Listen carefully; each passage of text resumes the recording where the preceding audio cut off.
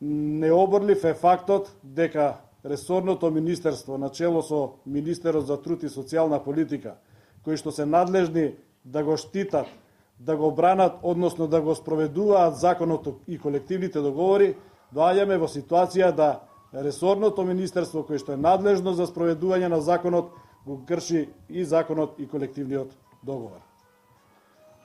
Претпоставувам дека оваа парола овдека што ја има на зидот, каде што се бара од господјата министер Еменски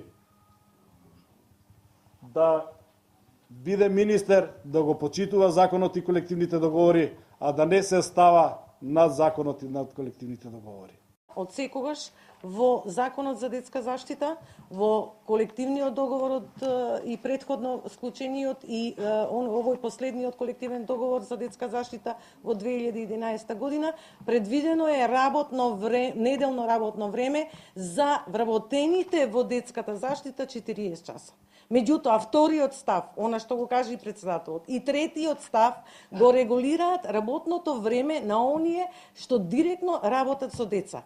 Тоа е 35 за негователи и 30 часа за воспитувачи непосредна работа со деца.